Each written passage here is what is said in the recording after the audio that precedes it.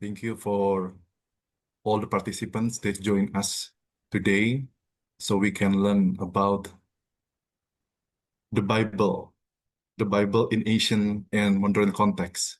Once again, we are so honored because we can host Dr. Peter Gentry to be with us. Once again, thank you, Dr. Peter Gentry, to be with us. I know it is already late at night, maybe around like 9 p.m.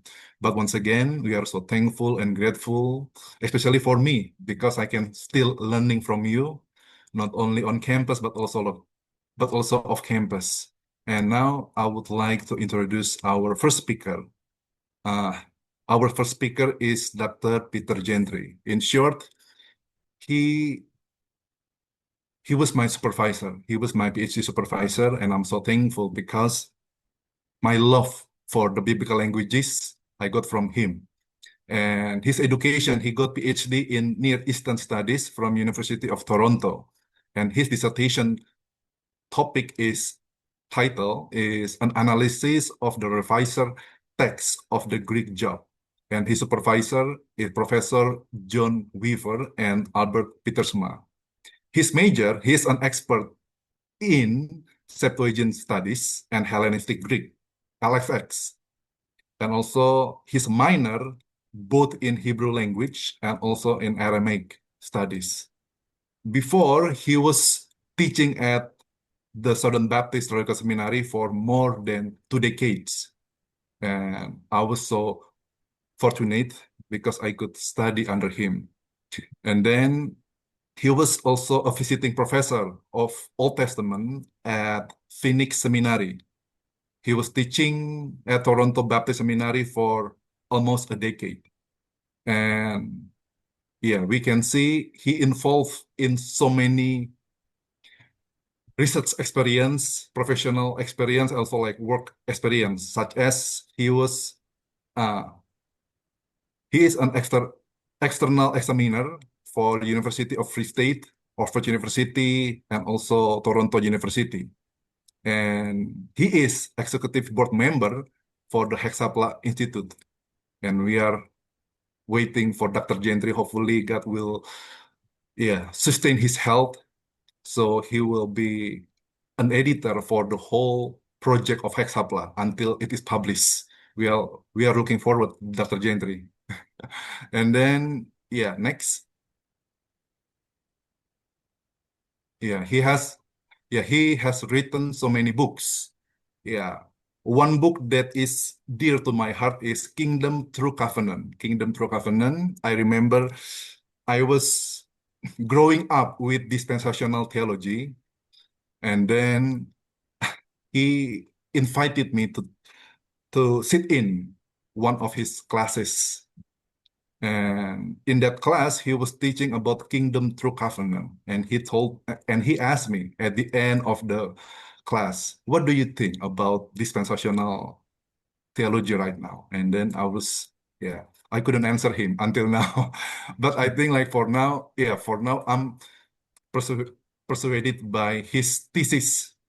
Yeah, I think, yeah, I would like to recommend all of you to read his book, Kingdom Through Covenant. I think that is the magnificent book that is, uh, I think, because Dr. Gentry touches not only dispensational theology, but also classical covenant theology.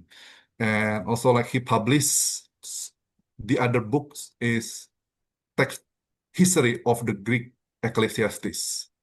and he and his critical edition of Ecclesiastes LXX also got published. And I think that's it, right? And once again, we are so thankful, Dr. Gentry, for your availability, your willingness to bless us far away in Indonesia, and we are looking forward to learning from you. So the time is yours, Dr. Gentry. Thank you so much, Dr. Chia. I am so delighted to participate in this conference. And I remember with great delight and joy my visit to Indonesia in 2017. Now, I think I can share my screen, right? let's see how this works. This is, I've got to try and figure out what, all right, I'm trying to, just give me a moment to figure out okay, share here. Let's see, share. Okay, let's see here. I've got, okay, get out of that. Now, slideshow, resume slideshow. Okay, can you see my slides? Yes. Okay. So my topic is ancient Near Eastern cosmology and Genesis 1 and 2. And I would like to begin. I I I I gave a copy of my presentation, so perhaps you have a copy in front of you, and that will help as I go through it. I'm going to begin with bibliography. I'm going to mention some books and articles that I think are particularly helpful. So, just very quickly, this book, Reading Genesis Well by John Collins, is very helpful. Otmar Kale, The Symbolism of the Biblical World.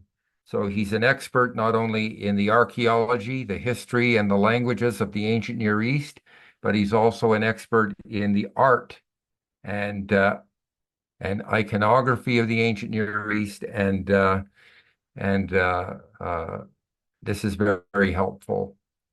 This is a book by three editors on iconographic exegesis of the Hebrew Bible and the Old Testament. So, learning how to interpret pictures from the ancient Near East and how this can help our understanding of the Old Testament in particular.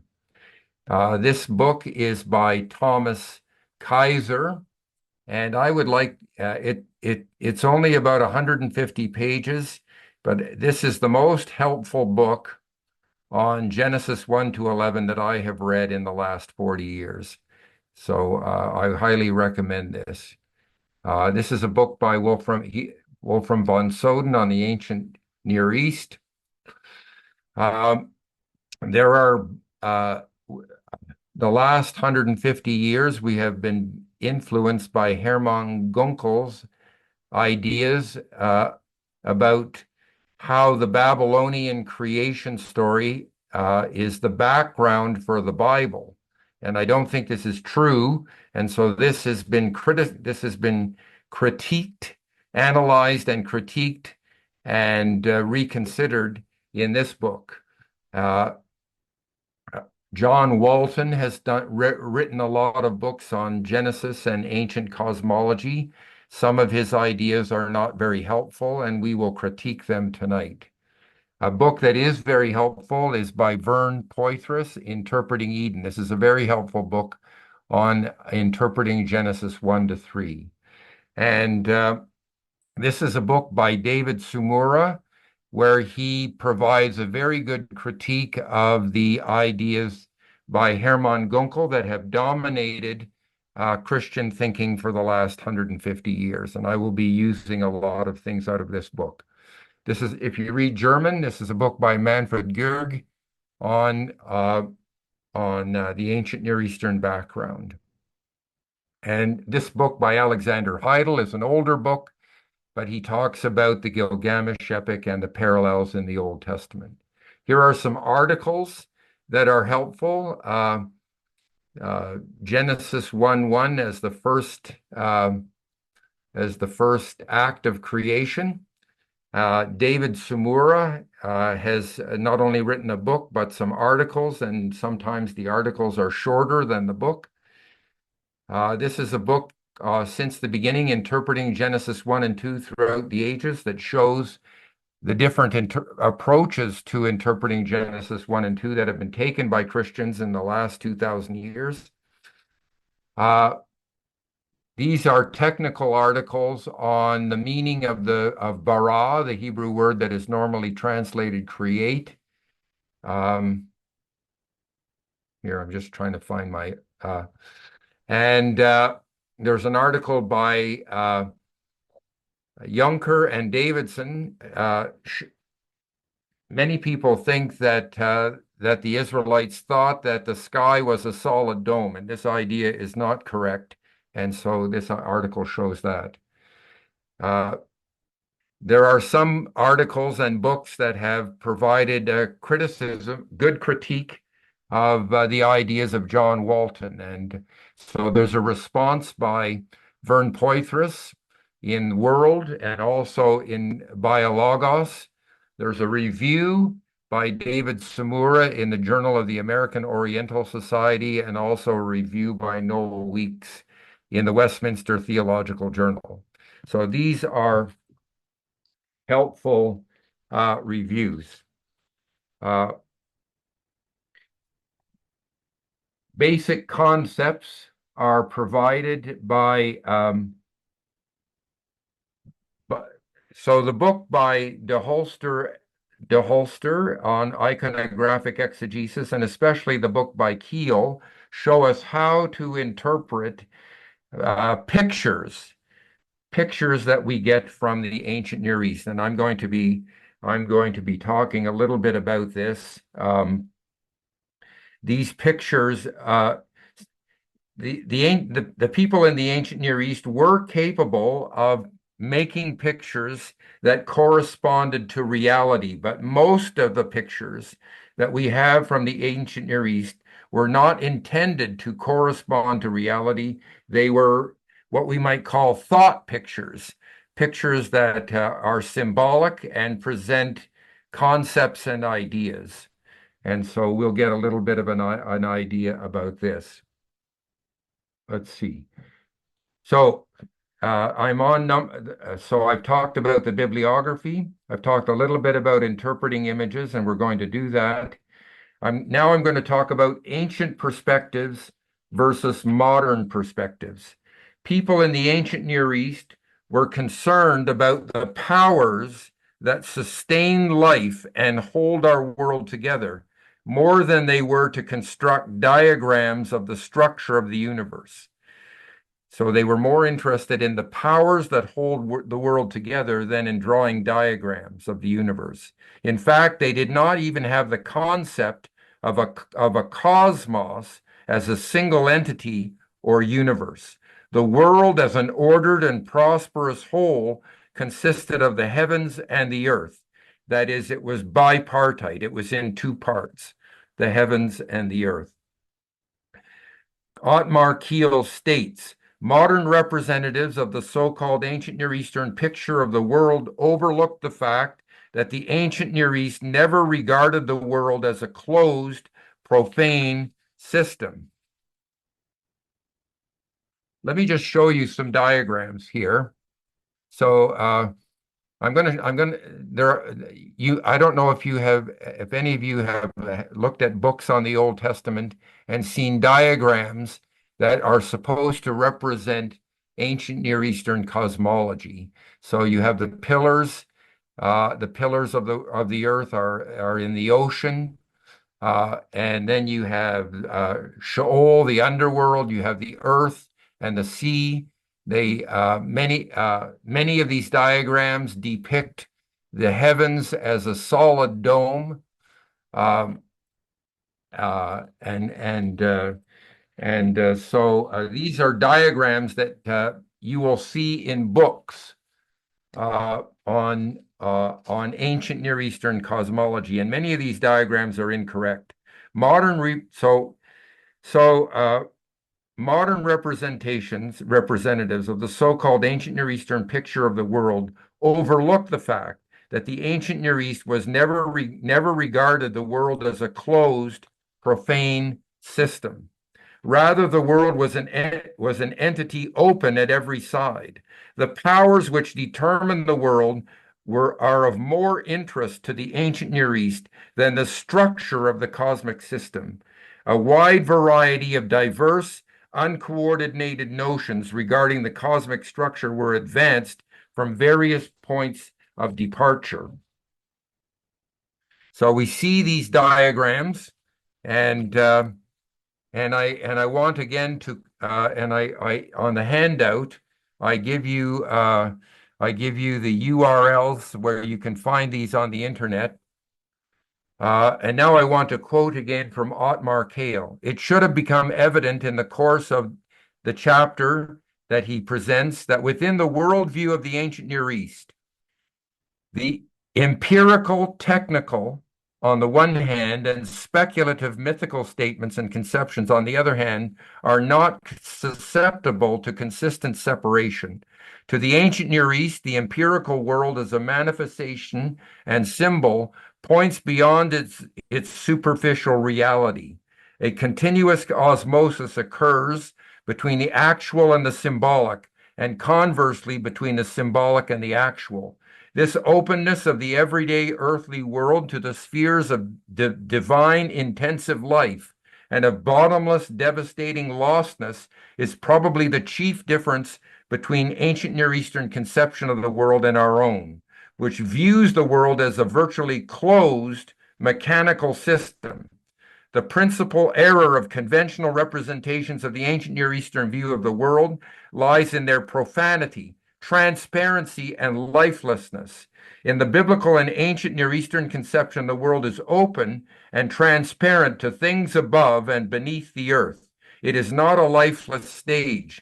The universe is thoroughly alive and therefore the more capable of sympathy with man and of response to the rule of its creator, on whom both man and universe directly depend. Certainly, we have more than a poetical personification of the cosmos when it is invited to rejoice in Psalm 96, verse 11. End of quote.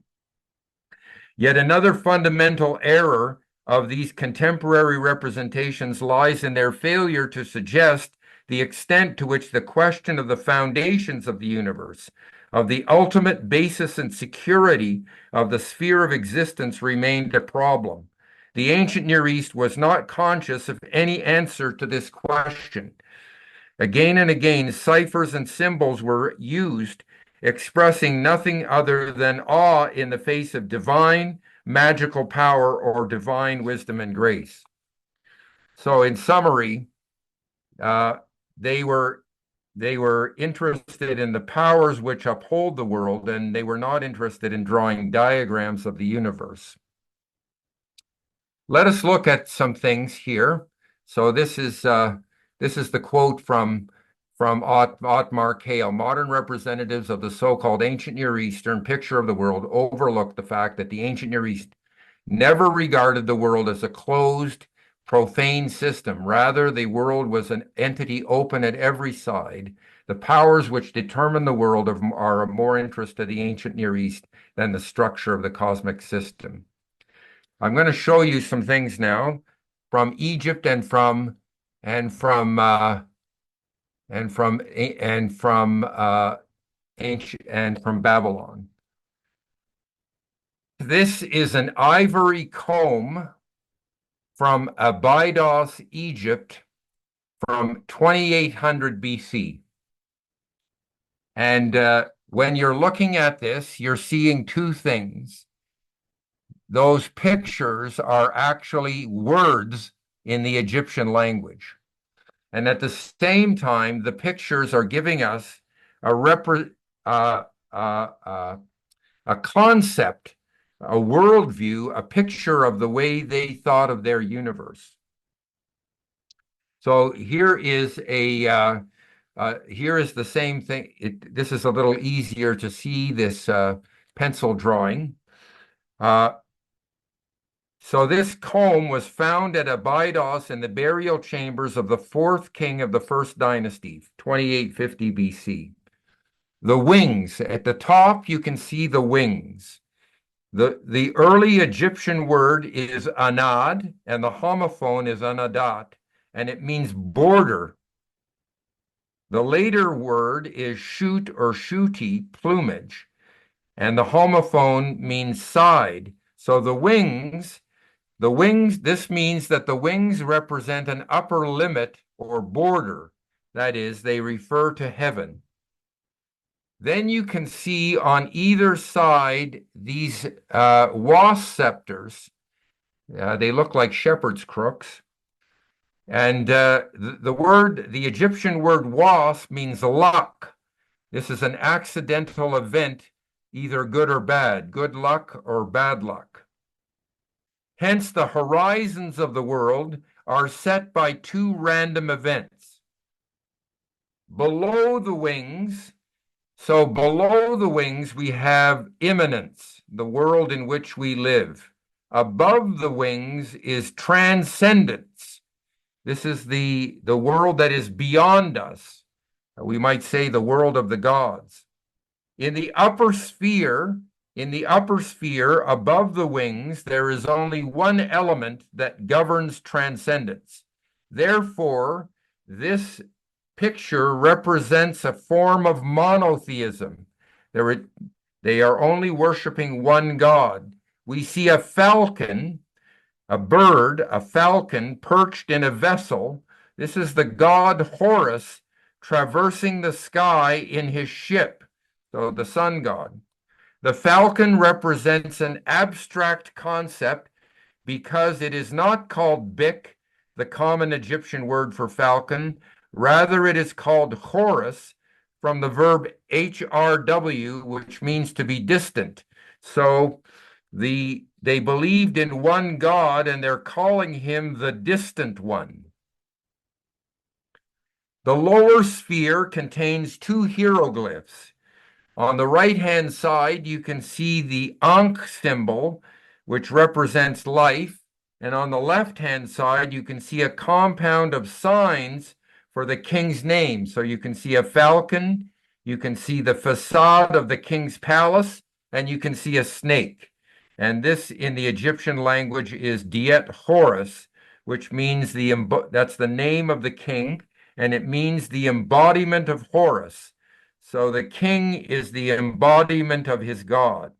So the immanent world, the world in which people live, is dominated or governed by two things. Number one, life, the procreative power, and number two, the authority of the king.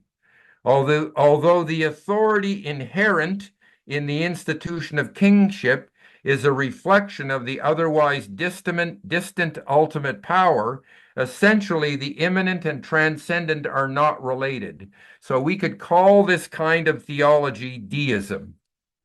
So this gives you an idea of Egyptian thinking in 2800 BC. Between 2800 BC and 1200 BC, they descended from monotheism into polytheism.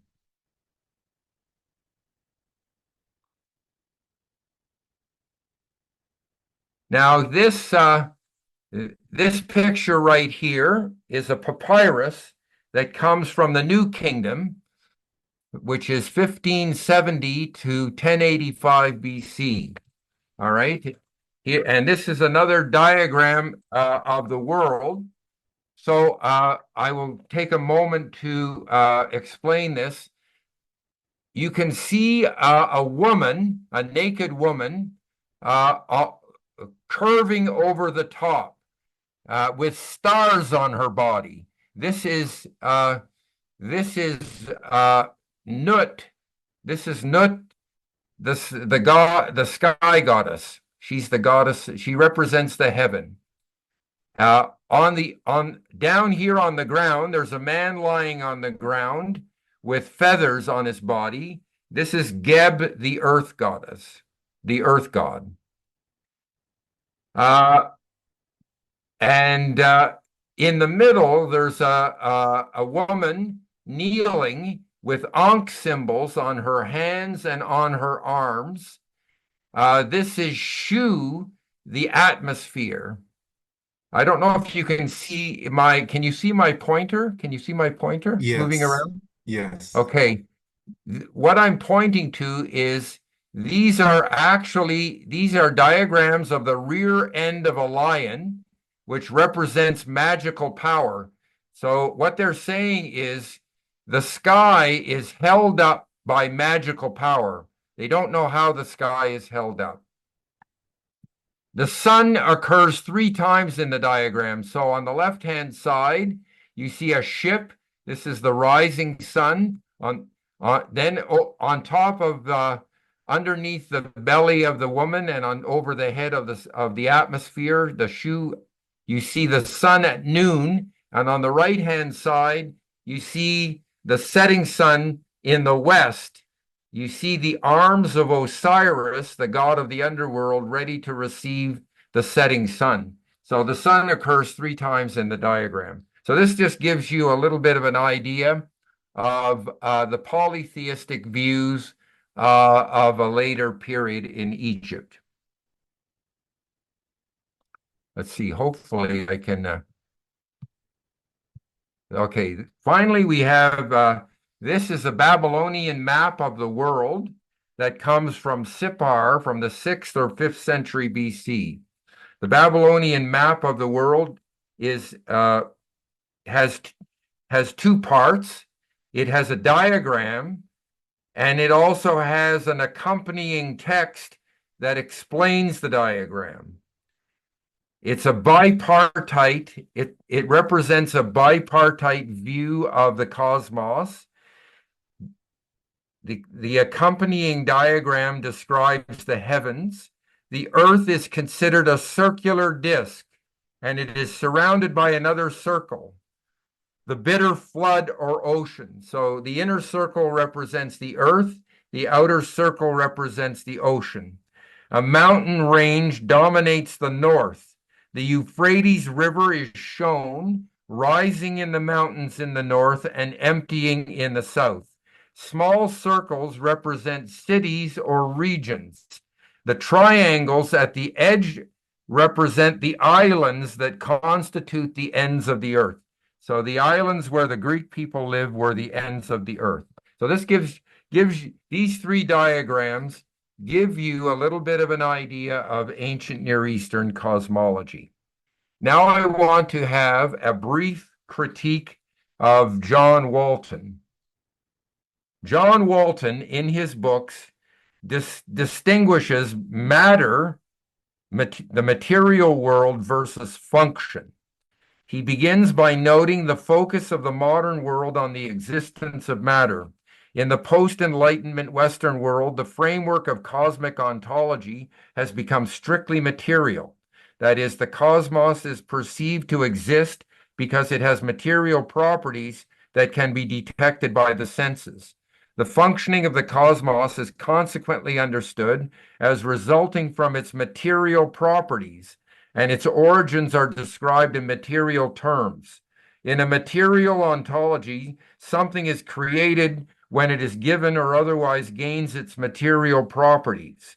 In material ontology, there is greater interest in investigating and understanding the physical nature of reality, especially in terms of its building blocks, from the smallest constituents, including molecules, atoms, cells, quarks, and so on, the constituent parts, to the largest agglomerations of constituents, including planets, solar systems, and galaxies. In a material ontology, material origins are of ultimate importance and central concern. So that's the end of the quote from Walton. In chapter 3 of his book, Walton discusses ancient cosmology and concludes that cosmic ontology in the ancient world was a functional ontology. That is, everything exists by virtue of its having been assigned a function and given a role in the ordered cosmos. Therefore, the pre-cosmic world was not a world absent of matter, but it was a world absent of function, order, diversity, and identity. He holds that in the ancient world, something was created when it was given a function. So he thinks that matter was always there, and that it was created when it was given a function. Walton, I'm now critiquing Walton. Walton seems to confuse material composition and matter in terms of appearances. Ancient people may not have been concerned so much with material composition, but they did base observations on appearances. Hebrews 11:1 says, "By faith we understand that the universe was formed by God's command, so that what is seen was not made out of what was visible. So they were quite aware of appearances. Also, the distinction drawn by Walton does not work in Genesis 1:14 to 19, where the text clearly draws a distinction between making the great heavenly lights and assigning them functions. So in Genesis 1:14 to 19, first God says, "Let there be lamps in the expanse of the heaven to separate between the day and the night, and let them be for signs and for seasons and for days and for years, and let them be, they will be for lamps in the expanse of the heavens to give light on the earth." So it's very clear, the text is very clearly making a distinction between making the thing and assigning it a function. Because after it says, and God made the two great lights, the big light to rule the day, the little light to rule the night, and the stars. And God set them in the expanse of the heaven to give light on the earth, to separate between the day and the night, to rule the day and the night, and to separate between the light and the darkness. So there's a very clear distinction there between making these heavenly bodies and assigning them functions.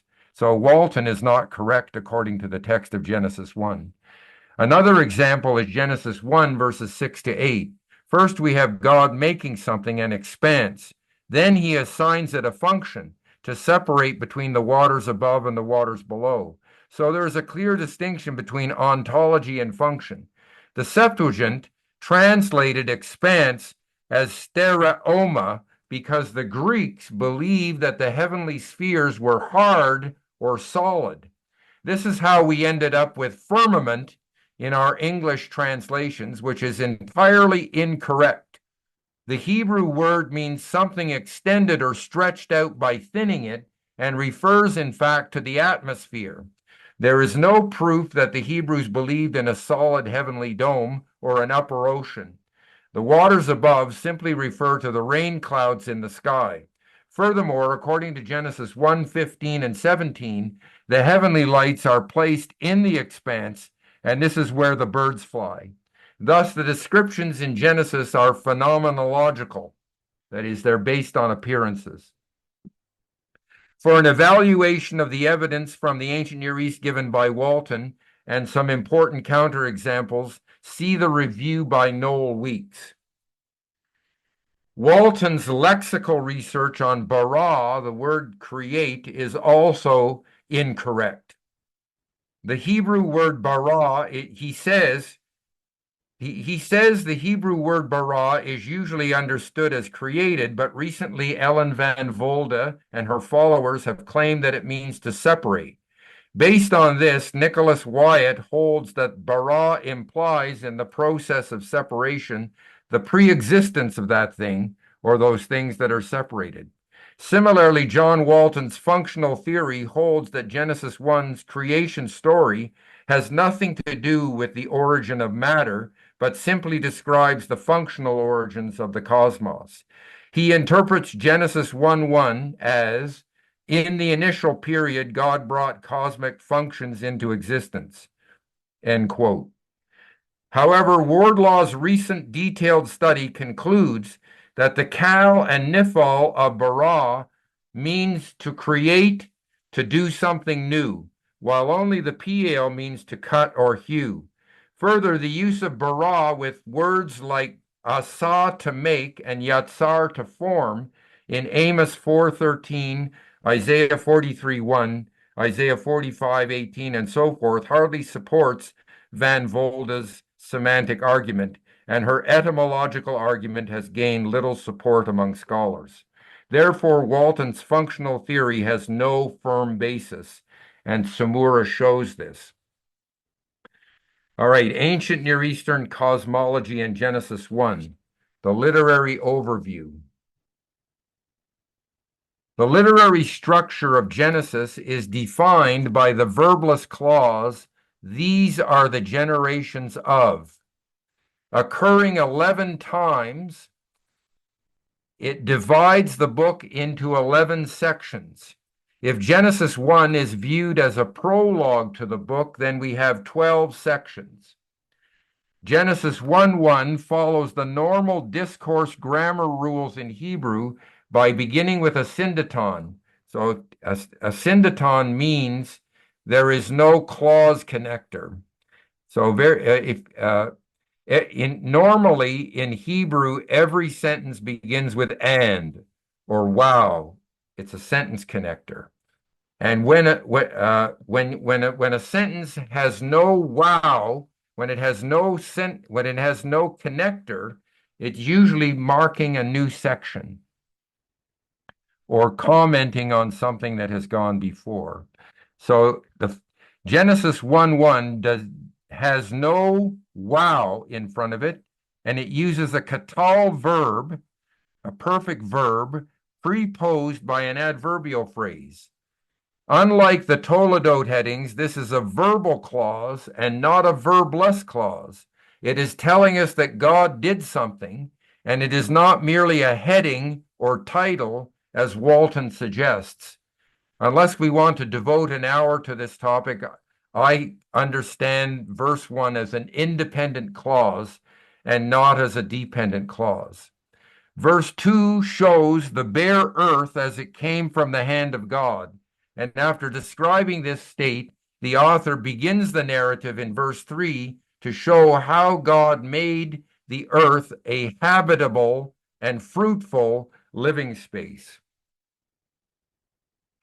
All right, now we're going to look at the principles of interpretation. What are the important principles of interpretation for understanding Genesis 1? First of all, the distinction between creation and providence. Genesis 2, verse 1 states clearly and repeatedly that the work of creation was completed.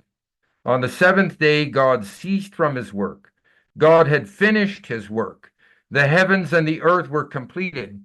So Moses says the same thing 3 times in 3 different ways. Hopefully you get the message. Creation was finished. Elsewhere, we know that God currently governs his creation. He is king over the world. He cares for it and provides for it. He controls it and he sustains it. But his current work is not creation. Theologians use the term providence for what God is doing now. So there is a clear distinction in the Bible between creation and providence. We can characterize the account of creation in 3 ways that help us understand how to interpret the text properly. First, so it's important to what does it mean that creation? Here, let me find this thing. What does it mean? The actions and events of creation were unique. God completed his work and ceased from it. What occurs after God creation is God's work of caring for and governing and ruling over all that he has made. Let's see, maybe I can, I'm just trying to hide it. There, that's better. All right. Here are the principles. Number 1, the account of creation is phenomenological. That is, it is based on appearances. The author describes events from the perspective of the way they appear to humans. So it's not a scientific presentation. It's based on the way things appear. We can, a scientist can say the sun doesn't rise. The earth is actually turning around the sun.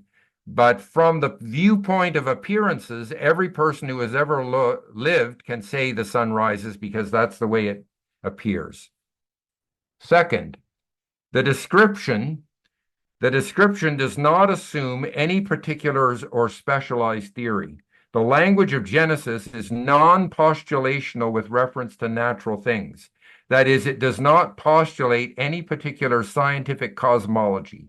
It lacks theorizing. For example, the Bible does not theorize about what the sun is made of or how far away it is. It describes the sun as the greater light, which gives light and functions to mark out days and years. This description does not go beyond what a human being in any culture would observe by himself or herself. Thirdly, the description is based on analogies from providence. Consider Genesis 1:9. And God said, let the waters under the heavens be gathered together into one place so that the dry land may appear. And it was so. Providentially, human experience includes heavy rains and floods. We have them here and you have them in Indonesia. After a rain or a flood, the water drains off the land. That is, it gathers into one place, a sea, a lake, or a river. The dry land appears as the water disappears off of it. This providential experience given by God offers an analog to his original act of making dry land appear.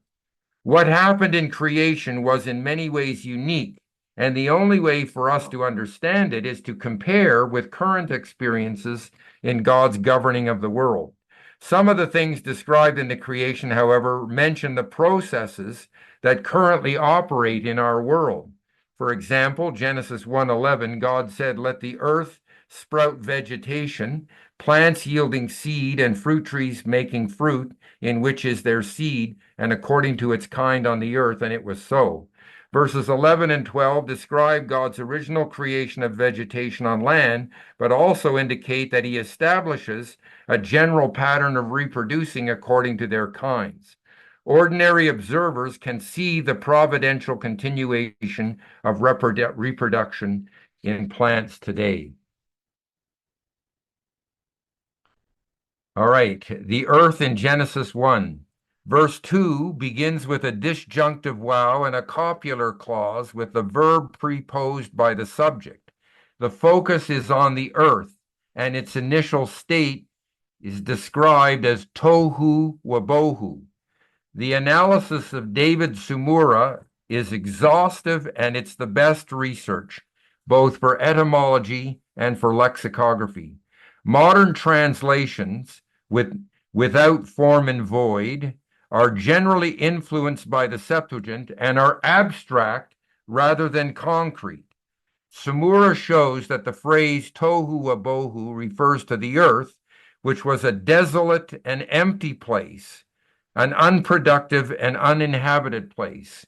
He clearly distinguishes between the abstract meaning, emptiness, which you find in 1 Samuel 12, Isaiah 29, 40, 44, 49, and 59, and the concrete meaning, desert-like state of places like the earth, land, or city for Genesis 1, verse 2, and others. So the earth was unproductive and uninhabited. I know this this illustration is anachronistic, but it might help. The earth was a place like the moon, or it was like Mars. It was a desert-like place where nobody could live, and it could not sustain life.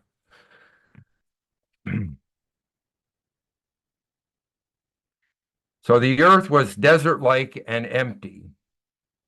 The context suggests that this was the initial state of the created earth, rather than a state brought about as a result of God's judgment on the earth or land. So this was not a result of judgment. In this regard, the earth that was, tohu wabohu, signifies the earth in a bare state without vegetation and animals, as well as without humans. The author's intention in describing the earth in its initial state as tohu wabohu was not to present the earth as a terrible, eerie, deserted wilderness, but to introduce the earth as being not yet normal. Now I want to talk about the waters in Genesis 1.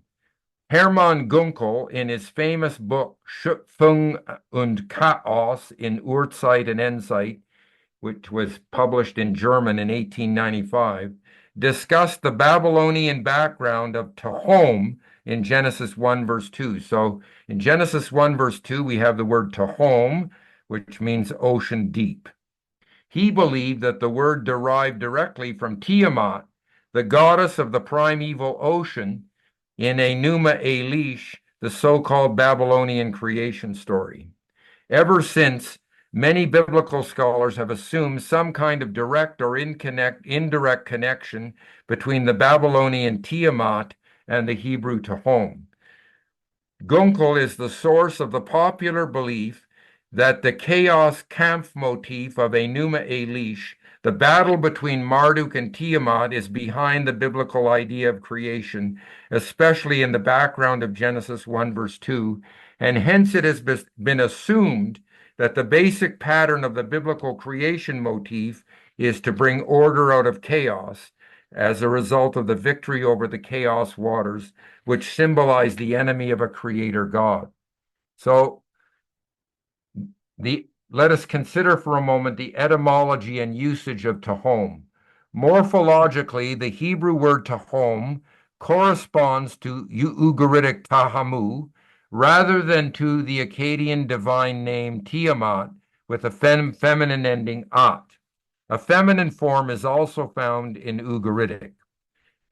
Akkadian Tiamtum, Arabic Tihamat, Eblaite Tiamatum, Ugaritic Taham, and Hebrew Tahom all derive from a common Proto-Semitic term, Tiham, that is older than the Ugaritic word Tahamu.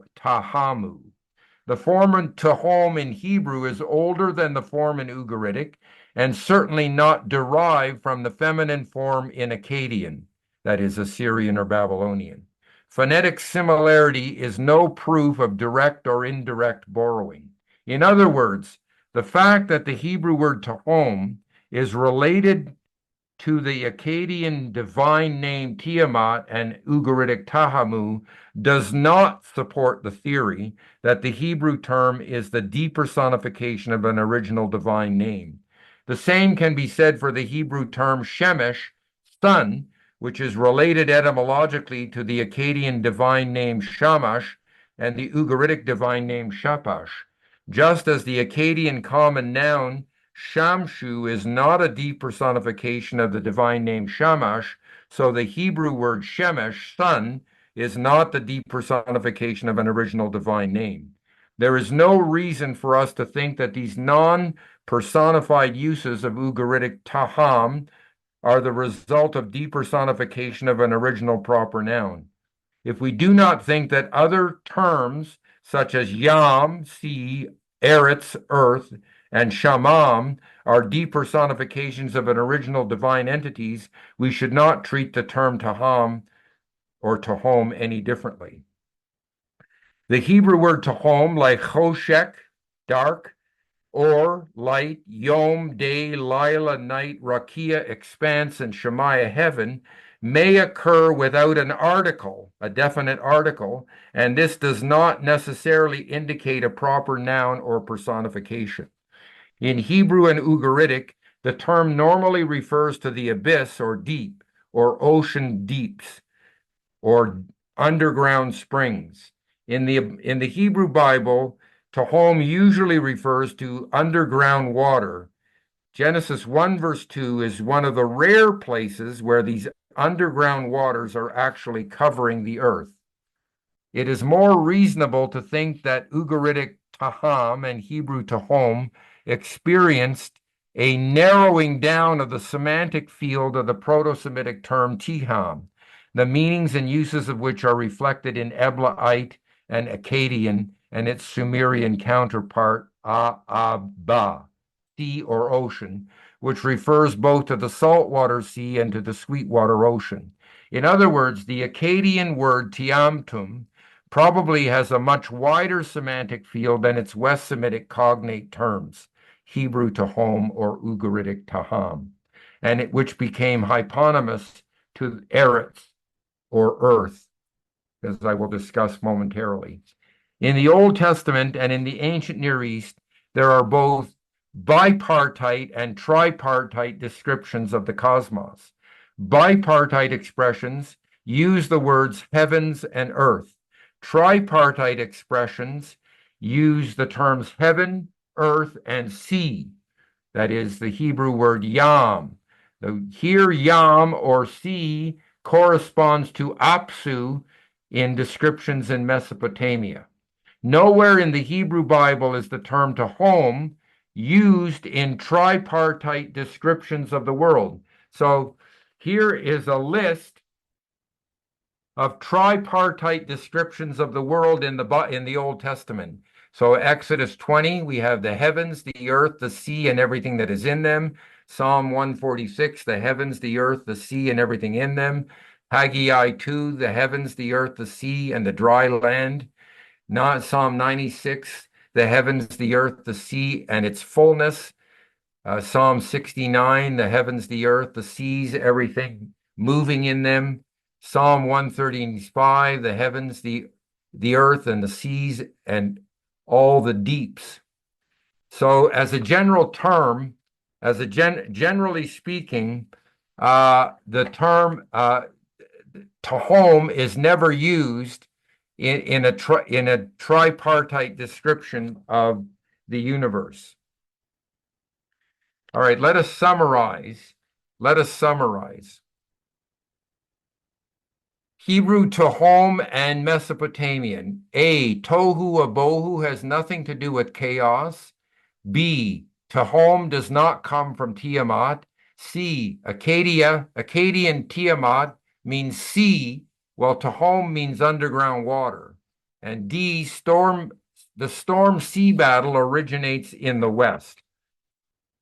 Now, some people have tried to connect the word to home with the Canaanite dragon myth, because in the stories in the Canaanite myths, Baal has a battle with the dragon and creates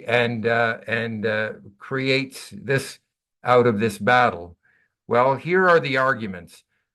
To home, the Hebrew word to home, comes from Common Semitic and is not a particularly Canaanite word. B, to home does not entail depersonification. C, the Canaanite sea dragon is Yam, not Taham. D, Baal is not a creator god. And E, the word sea does not appear in Genesis 1, verse 2. So we cannot say that the ideas in Genesis 1 are borrowed from Canaanite myths.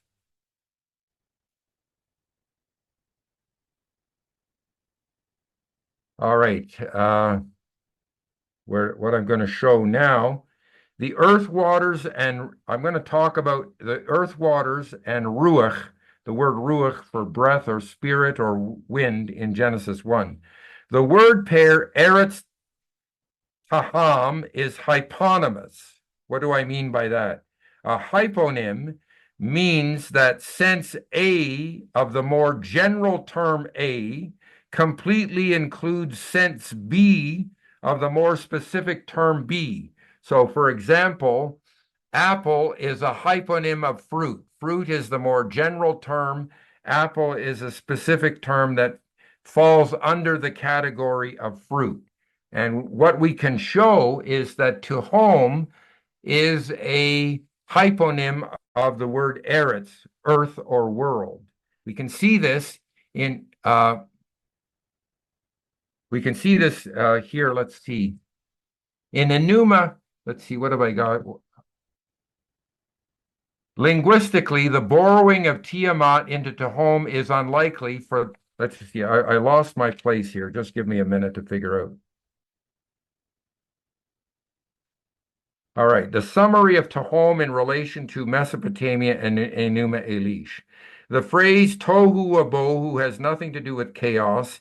It simply refers to the desolate and empty state of the earth. It describes the initial state of the earth as not yet normal.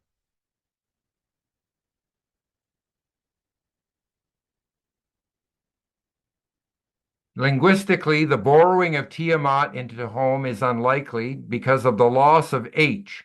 When a word is borrowed, when a word is borrowed is the norm, not the other way around.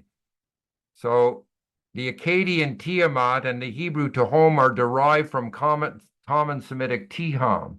Their similarity is due to their common origin, not to a mythological borrowing.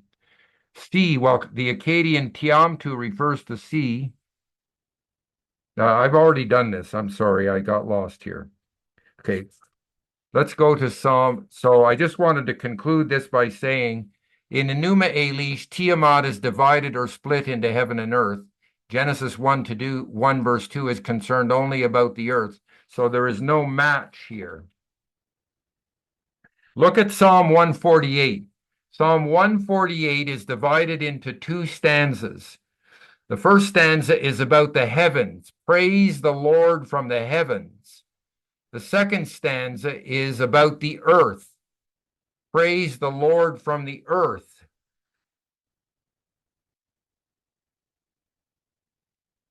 Notice this verse, verse 7. Praise the Lord from the earth, you great sea creatures and all ocean depths. This verse if you look at the parallelism, what is parallel to the earth? The ocean depths. This shows that the ocean depths are a hyponym of the word earth. See, for some reason, I've lost control of my, here, I've lost control of my computer here.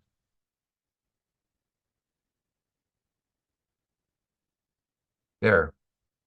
Praise the Lord from the earth, you great sea creatures and all ocean depths.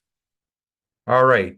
Now what I want to do is I want to talk about the word ruach. So we have in chapter 1 verse 2 this phrase, the ruach Elohim was hovering over the face of the waters. Some people translate this mighty wind. Some people translate this Spirit of God. All right. Whether one translates Ruach Elohim, mighty wind, or the Spirit of God depends largely on whether one recognizes in verse 2c a description of pre-creation chaos or a reference to the divine creative power. The best discussion of this is by Thomas Kaiser, and he summarizes Bruce Waltke. He says, first of all, those who argue for translating it mighty wind present the following arguments. Number one, Genesis 1 verse 2c begins with a nominal clause, but if it were in contrast to 2a and b, one would expect a wow consecutive imperfect. I frankly don't understand that as an argument. I don't think it works. But anyway, that's the argument by Waltke. Number two, Genesis 1, 2c seems to be in parallel with 2b. Well, to my way of thinking, that doesn't mean it means mighty wind. But anyway, number three, the structure of Genesis 1 seems to indicate that the process of creation does not begin till verse 3. Number four, there is no mention of Ruach in the following verses, suggesting it has nothing to do with creation. And five, when Ruach and water occur in association with each other, the common connection is between wind and water. On the other hand, so those are the arguments for people who think it could be translated mighty wind. On the other hand, those arguing for Spirit of God note the following. Number one, when Ruach occurs in the genitive construction with Elohim, that is the Ruach of Elohim, it always refers to some activity or aspect of God. Number two, the word Elohim is used 35 times in the creation story, and 34 clearly refer to God. So why would we want to translate it mighty here? Everywhere else it means God. It must be the Spirit of God or the breath of God. It's number 3. The analogy of Deuteronomy 32:11 argues for the Spirit of God, likened to an eagle hovering over the nest of her young. 4. Parallels between the creation and the tabernacle in Exodus argue for Spirit of God in that both are the Spirit's work. And 5. Of the 18 occurrences of this phrase in the Old Testament, it never means anything like mighty wind. So the phrase Ruach Elohim occurs 18 times in the Old Testament and always means Spirit of God. And 6, a comparison between the biblical uses of Ruach Elohim and Davar Elohim, both exuding creation and life-giving power, is more consistent with deity than with physical wind. So look at these verses. Psalm 33, verse 6. By the word of the Lord were the heavens made, their starry host by the breath of his mouth. So Ruach is parallel to the word of the Lord. God speaks through his breath, his Ruach. Psalm 104, verse 30, when you send your spirit, your Ruach, they were created and you renew the face of the earth. The Ruach here is the creative power of God. Psalm 147, he hurls down his hail like pebbles. Who can withstand his icy blast? He sends out his word and melts them. He makes his Ruach blow and the waters flow. The Ruach carries out the divine utterances. Job 26:13, by his breath the skies became fair. His hand pierced the gliding serpent. The Ruach parallels God's power in creative activity. So what I suggest, the best interpretation is that Ruach Elohim means the Spirit of God, or it can refer to the breath of God. It means in Genesis 1, verse 2, when it says the breath of God was hovering over the face of the waters, it means that God was about to speak and his power was about to bring the world, to make the world a habitable place. Now we want to talk about the earth and the waters in Genesis 2. We have to note the literary structure. The literary structure in Genesis 2, verse 4b begins a new paragraph. We have a dependent temporal expression. We have a new name, Yahweh Elohim, and we see the word order, earth and heaven, instead of heaven and earth. The only other time this occurs in the Bible is Psalm 148. So it's always heavens and earth. Here it's earth and heaven because the focus is on the earth. Let us look at the literary structure in Genesis 1 and 2. In verse 1, we have a temporal description. In verse 2, we have the setting. And verse 3, we have the first event. The same thing happens in chapter 2, verse 4. We have a temporal description. We have the setting, and then we have the first event. This shows the text in Hebrew and in English. Bible translations are divided between translations that take Wa'adam, ayin ishla avod et ha'adama, as part of the because clause, the key clause, and 2 translations that understand it as outside of the key clause. So this is what we have to deal with. When it says no man was there to till the land, is that part of the key clause, or is that separate from the key clause? Structurally, the second position is better. So the second interpretation is better. It's outside the key clause because the clause Adam ayin la'avod het adama begins and ends with the same sounds as wa'ed ya'aleh min ha'aretz wa'chishka et kol panei ha'adama. And on the other side, the clause wa'kol tzia chasadet terem yihya ba'aretz begins and ends with the same sounds as wa'kol asif hasadet terem yismak kilo himter Yahweh Elohim et al ha'aretz. So by using parallel sounds at the beginning and the end, the author shows what sentences belong where. Moreover, the subject matters match. In the first, the shrubs and plants are of the field and are supposed to be on the earth, while in the second, man and the underground water are deeply involved with the earth, with the ground. Verses 5 and 6 present, so you can see this here in this verses 5 and 6 present different parts of the earth. Hasadeh is the open country that is uncultivated and requires rain for plants to grow. Ha'adamah is the ground that can be cultivated if a human appropriately arranges the irrigation. After an exhaustive and long treatment, David Sumura shows that aid, the word aid refers to the underground water that comes springing up and must be managed for irrigation to cause crops to grow. The plants mentioned in the open country are siach and asif. The siach are low bushy plants that are inedible, like thorns and weeds, while asif represents edible plants, both wild and cultivated. They are probably a merismatic pair for the plants in the open region. There is a definite narrowing in the text, moving from the earth to areas like the field and the ground, and finally to Eden, and then to the Garden of Eden. So there's a narrowing. There's a narrowing from the earth to the ground, to the land, to the field, and finally to the Eden and the Garden of Eden.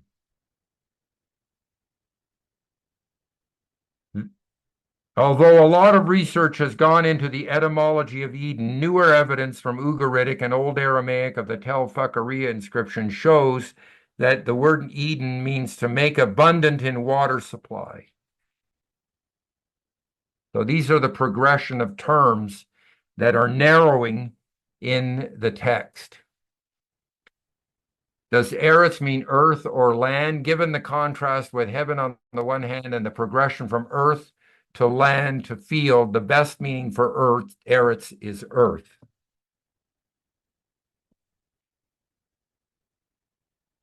So Genesis 2 verses 5 and 6 presents a stage like we see in Genesis 1 verses 9 and 10 and is not in conflict with Genesis 1 verse 2.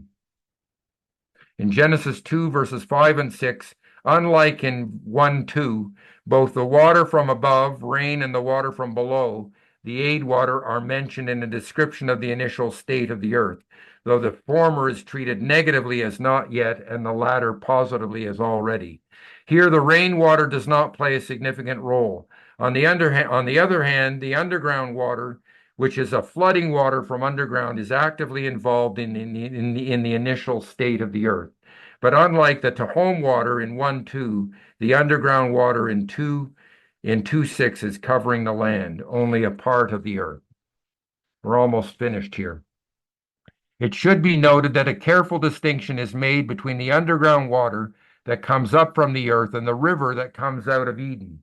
The underground water comes up underground and waters the whole surface of the land. On the other hand, the river waters come out of one place and water a different place, forming a stream or streams. The situation in chapter 2, verses 5 and 6 as a whole is simply this. Because of the lack of rain, there was no plant life on the earth, while the underground water was flooding out of the earth to water, that is, to inundate the entire surface of the land, which was only a part of the earth. The problem here was not the lack of water, but the lack of an adequate control of water by man for the purpose of agriculture. This well-watered situation is certainly in keeping with Eden, the well-watered place where God planted a garden. The two waters in Genesis 2, verses 5 and 6, the rain and the flooding water, may be compared with the two Tahamat waters in Ugaritic that seem to refer to the waters above in heaven and the waters below under the earth, as in Genesis 7, verse 11 and 8:2. This upper Tahamat water is probably associated or identified with the god heaven in Ugaritic, while the lower Tahamat water may well correspond to the goddess ocean in Ugaritic. So we can see, I have in the text, I quote the Ugaritic text KTU 119, let there be no dew, let there be no rain, let there be no surging of the two oceans, let there be no goodness of Baal's voice. So there's the Ugaritic texts see the upper waters and the lower waters. In another text that describes the dwelling place of God, it says that the source of the two rivers in the midst of the streams are the two Tahamat waters. So this we see that the upper and lower waters in the Bible are similar to the Canaanite texts. Finally, mythological references. We have passages like Psalm 89. I guess I don't. I don't have these in here. I don't have them in my PowerPoint here. So we stop the sharing. Psalm 89, you rule the raging of the sea. When its waves rise, you still them. You crushed Rahab like a carcass. You scattered your enemies with your mighty arm. Awake, awake, put on strength, O arm of the Lord. Awake as in days of old, the generations of long ago. Was it not you who cut Rahab to pieces, who pierced the dragon? Storm, flood, or sea imagery is used in various ways in the ancient Near Eastern literature, including the Old Testament. It can be used metaphorically to describe a devastating force, such as a human army or a divine being. In the Bible, the flood is described only in natural terms as rain and water, but it is clearly Yahweh's weapon. Sea waters also appear as the enemy of a god, usually the storm god, in the myths of the ancient Near East. In the Bible, there are references to fights with monsters such as Rahab and the sea dragon Leviathan, but they are used as metaphors. Most of these contexts could be paraphrased. Just as you crushed your enemies of old, crush them now, similar to contexts that refer to historical events. There is no connection, though, between these sea storm images and the creation motif, either in ancient Near Eastern literature or in the Bible.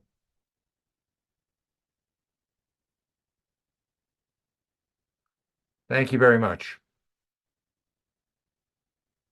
Thank you. Thank you, Dr. Gentry, for your presentation. Now we're gonna open questions from the audience. Please, if you have questions, you can raise your hand or you can type on the chat. Okay, maybe I will start the first question. The first question is, I remember you mentioned about compare and contrast with the ancient Near East context. But the thing is like, yeah, as you had explained, you compare the home with ancient Near East context, but also you contrast, and then you get to the conclusions. You say that there is no relationship between Tehom with the God of the ancient Near East context. So how, in terms of methodology, so how we can do compare and contrast? So basically, we will not just fall into one pit. For example, like, yeah, just compare, and then we don't contrast. On the other hand, we just contrast. We just reject all of the information from ancient Near East context. So basically, how we can keep a balance between compare and contrasting the information. Well, I attempted to show that. So if we look at the Canaanite or Ugaritic texts in the West, or we look at the Mesopotamian texts in the East, we see a bipartite view of the universe, the heavens and the earth, or a tripartite view, the heavens and the earth and the sea.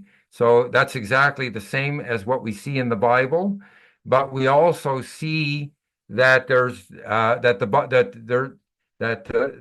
what we have in the Bible is not based on the Canaanite myths or the Mesopotamian myths. There's no connection with the gods of Canaan. There's no connection with the gods of Mesopotamia, and the creation story is not about bringing cosmos out of chaos, because that may be what's happening in the Canaanite story or in the or in a pneuma elish, but it's not what is happening in the Bible. So I tried to do the compare and the contrast. I hope you can see that. Yes, we can see that, but but in terms of like how we gonna do that, like because yeah, sometimes when we compare and then we saw a lot of similarities, we just conclude, okay, the Bible gets the idea from ancient Near East context. Yeah, how we can uh, just wait Well, a little bit and then just yeah keep reading the Bible and contrasting. Yeah, I'm still yeah. yes, we have to do. Yeah, I think you've made the point. We have to compare and contrast when we have to compare what we see in the Bible with and we have to contrast. So if and if anyone who communicate any person who communicates with another person has to begin with the background of that person, has to begin with their language, has to begin with their culture, has to begin with what they understand. And then you can take them to something that they don't understand. So I illustrate that in Kingdom Through Covenant. So when God built the tabernacle, when God told him to build the tabernacle, uh, it sounds like Moses was supposed to follow the pattern that God showed him. And when I was a boy in church and in Sunday school, I thought that's because the tabernacle was absolutely unique. Then I saw diagrams of over 100 temples in the ancient Near East, and they're all the same. They all have an outer courtyard. They all have a doorway in the east. There's an altar. There's an altar for sacrifice, and there's a building with two rooms, an outer room and an inner room. So in one sense, when the Israelites first saw the tabernacle, it was exactly like every other temple or temple they had seen. But there was one tiny difference. So in the pagan temples, when you go through the courtyard, you go through the altar, you go through the outer temple, outer room into the inner room, what do you see? Well, you see a statue.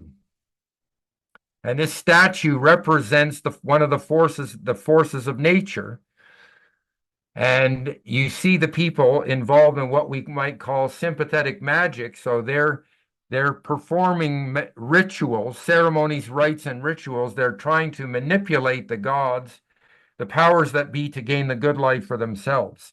So in the Canaanite religion, they practice sexual orgies because they thought if we get things going downstairs, the gods will get things going upstairs and there will be rain. But in the tabernacle that God told Israel to build, there was no statue. There was just a little box. And what is in the box is the Ten Commandments. So God is saying, look, you can't manipulate me. Magic does not determine the future. Ethics determines the future. You have to do my will if you want the good life. Okay, thank you, Dr. Gentry. Okay, now we're gonna go to audience. Do you have any questions from the audience? Well, somebody put a question in the chat room there. Yes.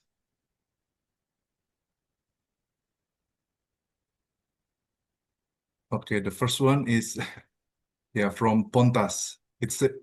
He asked, "Can you explain cosmology in Jonah chapter 2?" I'm not sure. I'm not exactly sure what he's asking there.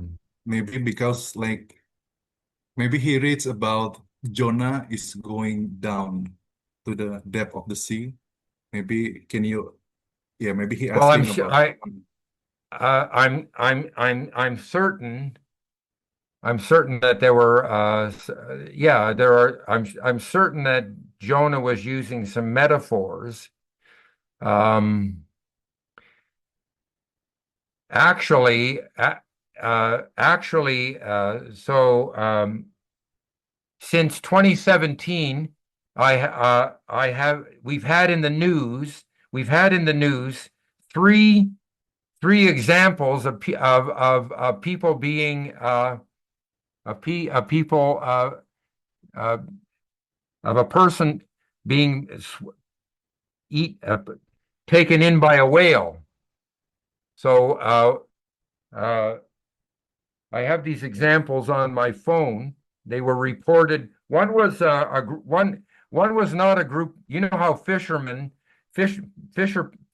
always have big stories. We never believe fishermen because they are always telling lies about how big the fish they are, how big the fish they catch. This was not a fisherman, it was a group of scientists. This happened, I think, in 2019, 2017 or 2019. It was reported by Reuters, the news company, and they were doing biological research in the ocean, and the diver was taken into the mouth of the whale, and then the whale spit him out. And you know what's really funny? The scientist has a son named Jonah. And then actually, this occurred in South America 3 months ago. So I actually have 3 reports, and so I don't know exactly. I think Jonah was used. Jonah was actually Jonah was definitely swallowed.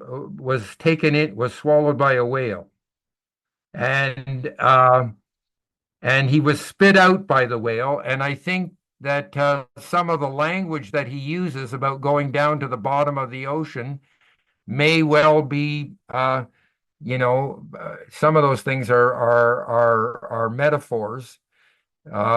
I'm sure if you were swallowed by a whale, you'd think you'd gone down to the bottom of the ocean too. So does that explanation help at all? Yes, I think so. Okay. Do we have more questions from the audience? Please.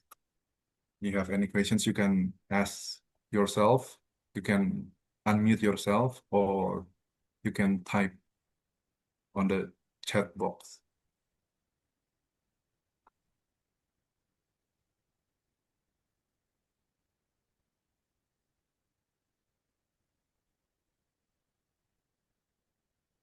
Yes, I think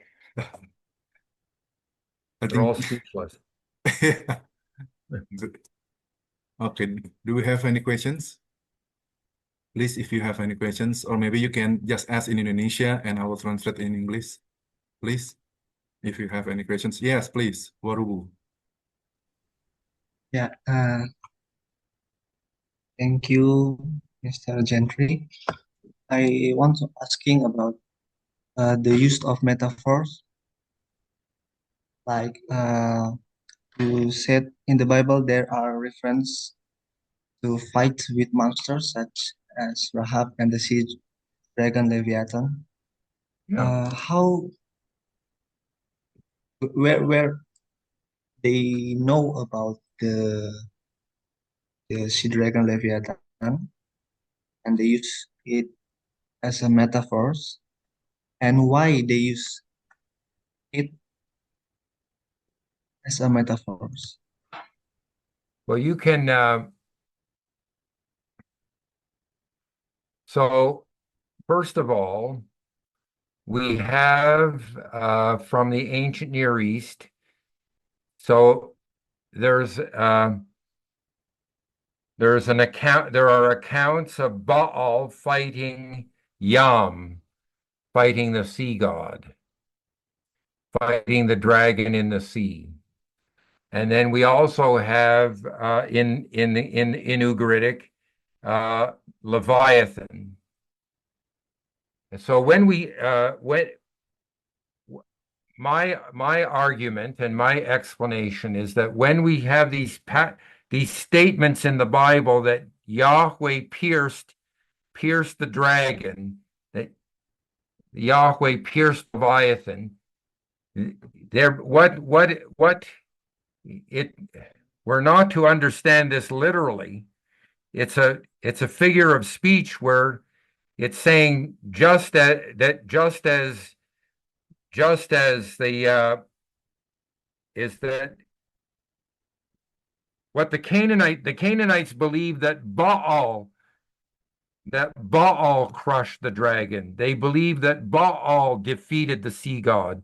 And what the authors of the Bible are saying, it's not Baal who did this, it's Yahweh who did this. In other words, they're saying Yahweh is the creator God. They're not saying that Yahweh actually had a literal battle with the dragon. They're saying you believe that Baal won the battle with the dragon. No, it's Yahweh who has power over the dragon. Just as he crushed his enemies. And you can even look up pictures. I don't know if you ever have you I don't know how to pronounce your name. Uh, have you seen the pictures of Leviathan from the ancient Near East? Actually, I didn't. Well, let's see if we can if you go to if I share, let's see just give me a second here. If you I think if you if I go here and go here and go to it, okay, now let's try this here. If I go here, okay, share. All right, so this is I don't know what this is what Google looks like. This is what Google looks like for me, okay? If I type in here uh ancient Near East Leviathan. Type. All right, here's one right here. This picture right here that I'm clicking on is actually from ancient Babylonia. And you can see there's a seven-headed dragon right there. Okay. So some of these pictures are some of these pictures are garbage. They're not worth anything. But some of these pictures, some of them actually come from the ancient Near East. There's one there.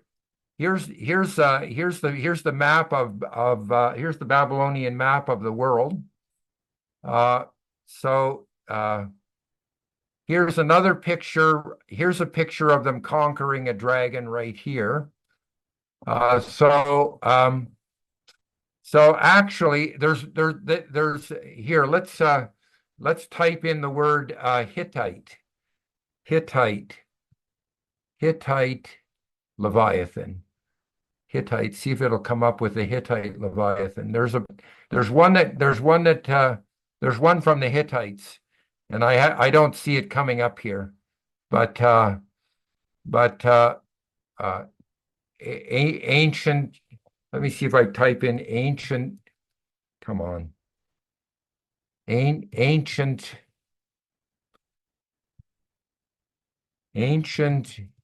Hittite dragon. See if that's there. It is right there. All right, this is a picture of the dragon myth from the Hittites. Okay. So what I've just done is you can actually use. Can you do Google if in Indonesia? Yes, yes. Yes, we can. Yeah. So it's hard. It's difficult to separate the worthless pictures from the real ones, but I showed you some of those images are actually from the ancient Near East, and they show you the dragon, the dragon myths from the ancient Near East. And so what I'm trying to say is these passages that talk about Yahweh conquering Rahab, Yahweh conquering Leviathan, they're using the language of the culture of that time to say it wasn't Baal who conquered his enemies, it's Yahweh who conquers his enemies. They're communicating in the language that the people understand. Does that make any sense to you? Yeah, it's me. Thank you, Mr. Gentry. You're quite welcome. Okay, thank you, Dr. Gentry. Thank you, Warubu. Do we have any other questions? I'm speaking to the future. You guys are 11 hours ahead of me. Yeah. Yes.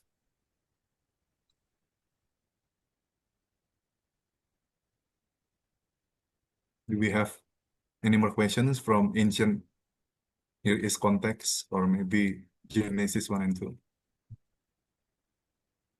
So I think John Walton is an example of a person who makes the comparisons and he sees the parallels, but he doesn't see the contrasts, doesn't see the differences.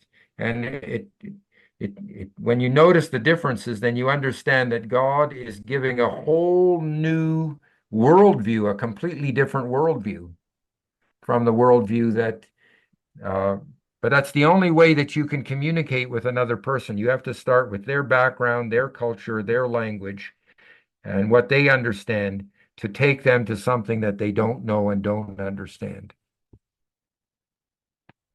Okay. Any questions from the audience? From the participants? Yeah, maybe maybe I will ask something out of the context. Did you publish your article? Did you publish your presentation? The one that you're presenting now? No, it's Yes. the one. No, no. This is Okay. this is an unpublished paper. Okay. So I was asked by SIL, Summer Institute of Linguistics. I was asked to make a presentation in September of 2024 to a group of translation consultants in Asia. And so that's why I originally made this presentation. I don't know whether I should publish it or not, or whether it would be. I think a lot of it is a digest and a summary of David Sumura's work. So I don't know that I'm going to publish it, but I hope it's helpful to you people. Yes, that's very Because there's a helpful. lot of false ideas about creation in Genesis 1. Yes. So do you think that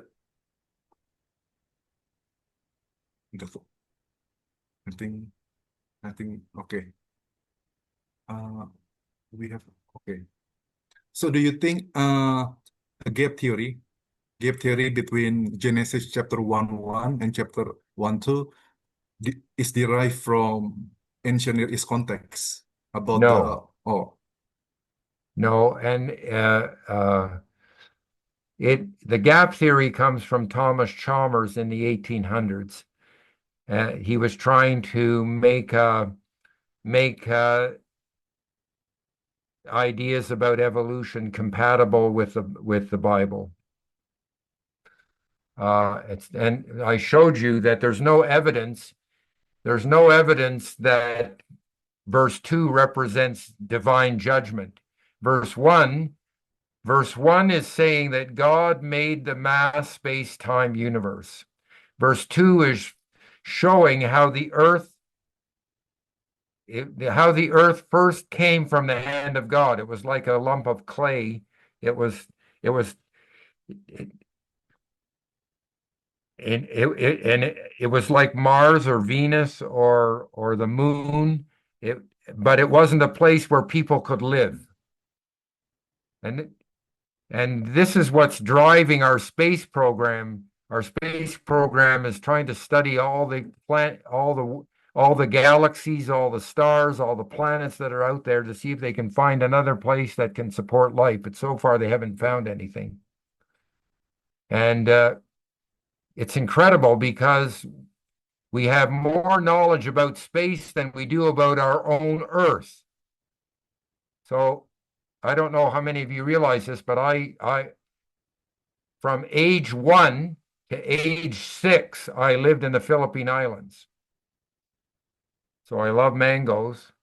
I remember going to Indonesia in 2017. I ate 30 different kinds of fruit, and I felt so at home because it was just like where I grew up. Well, off the coast of the Philippine Islands is the Mariana Trench. It's 7 miles deep. And basically nobody's ever know that we don't really know what's down there. There have been a couple of attempts to try and go down and see what's down there, but we know more about what's out in space than we do what's down at the bottom of the earth. Because they think that maybe if life just comes into existence by itself, maybe there are other places that have life, but we have no information about that in the Bible. Okay, thank you, Dr. Gentry. Also, maybe I will represent the audience because sometimes Christians have difficulties how to read the light in the first day in conjunction with the sun on the fourth day. So basically, a lot of people asking how we can have light without sun. Yeah, why? Well, Yeah. yes. So if you want to, I'm not sure I can go into all the details, but there's a very good answer to that question in the book Interpreting Eden by Vern Poythress. Okay. So, but the first, I remember that remember the principles of interpretation. The creation story is not following a particular theory. It's just describing things from the viewpoint of appearances. And secondly, so it's not giving us a scientific discussion of how the world came into being. It's giving us a presentation from the viewpoint of appearances. And secondly, it's what happened in creation was absolutely unique. I tried to show how creation is finished. What's happening now is God's providence. So scientists will not be able, by studying what's happening now, that will not tell us how God created the world, because no one was there to observe it, and it's over, it's finished, it's done. Nothing is being created now the way God created it in Genesis 1. The only way that we can understand the creation is by making the creation account tries to draw analogies, comparisons between providence and creation. So let me go back to my PowerPoint here. Go back to those principles. Here, I'm just going to go back to those principles. The account of creation is phenomenological, that it is based on appearances. The description does not assume any particular theory, and the description is based on analogies with providences. So remember that science is based on observation.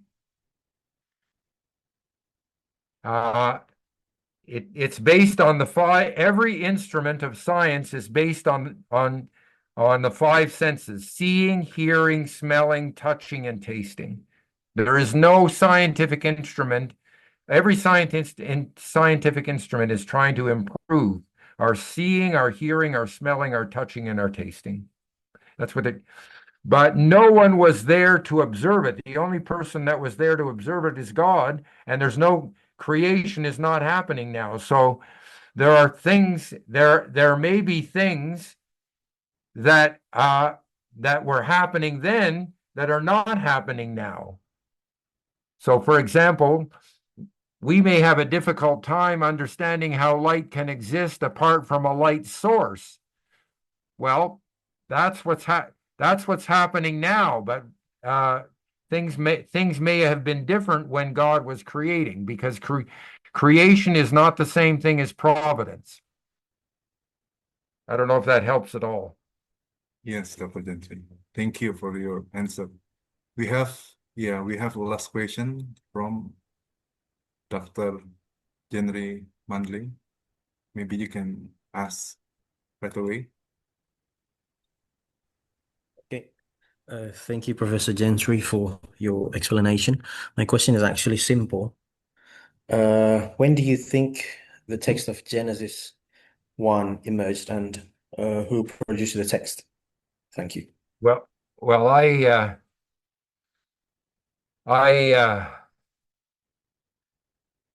believe that the author of the Pentateuch is Moses.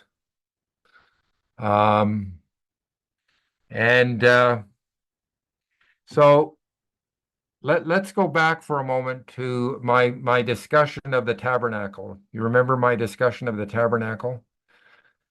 When you look at the discussion of the tabernacle, it's absolutely unique. There's nothing like it in the ancient Near East. Another example would be the Sabbath. So my professors at the University of Toronto were all liberals.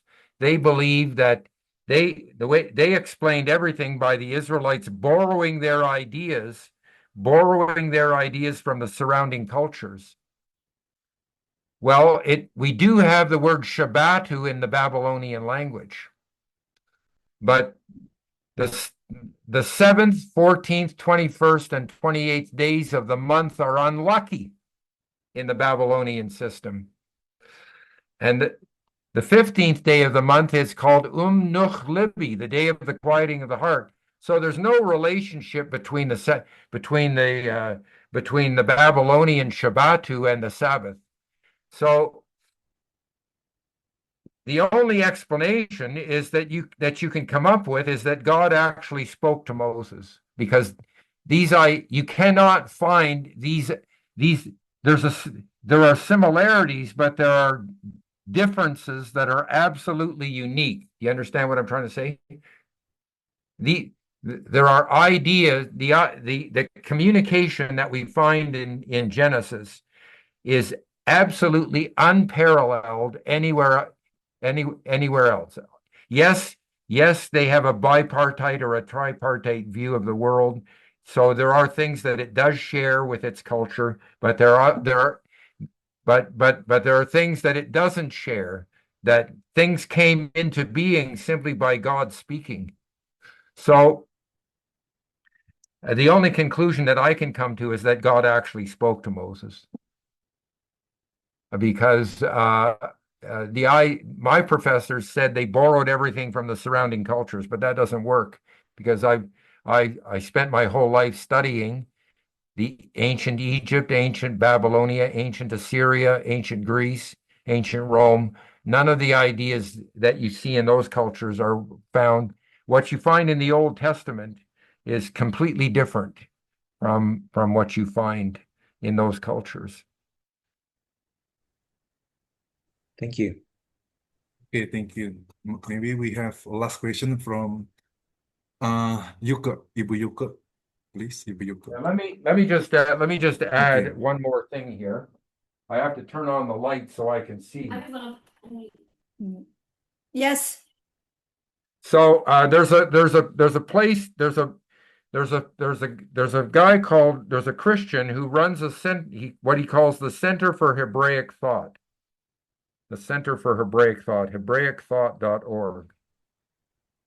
And he showed that 4 ideas, the concept of justice that we find in the Pentateuch, that you should actually care about someone else besides yourself, that if you wrong them, you should seek forgiveness and find reconciliation. Secondly, the sense that wrongdoing requires repentance and forgiveness. Thirdly, the equality of persons. And fourthly, the rule of law. Those 4 ideas They do not come from Greece. They do not come from Rome. They do not come from Mesopotamia. They do not come from Egypt. Those ideas are totally foreign to any of those five cultures. The only place that these are ideas that are the foundation of the Western world, and they can only be found in the Hebrew Old Testament. Okay, Dr. Gentry, thank you once again. I do apologize to Ibu Yuke and also Beta because we don't have much time left. Never. I'm Again, sorry. Yes. yeah, yes. Once again, My apologies. no, that's fine, that's fine. Thank you, Dr. Gentry, once again for your presentation, and we're gonna give you certificate of appreciation. Thank you for become one of our speakers. Thank you very kindly. Yes, yes, thank It's you. it's an honor and privilege to serve you people. Yes, thank you, Dr. Gentry, for your heart for Indonesia. And also the next speaker will be Nicholas Campbell. I remember like he took one of your classes at the Southern Baptist Theological Seminary. Yeah.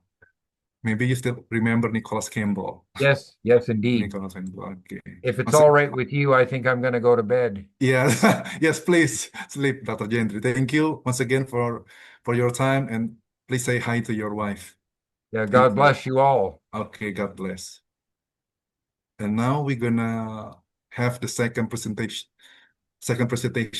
by Nicholas Campbell, and then I will turn this to Shania, please.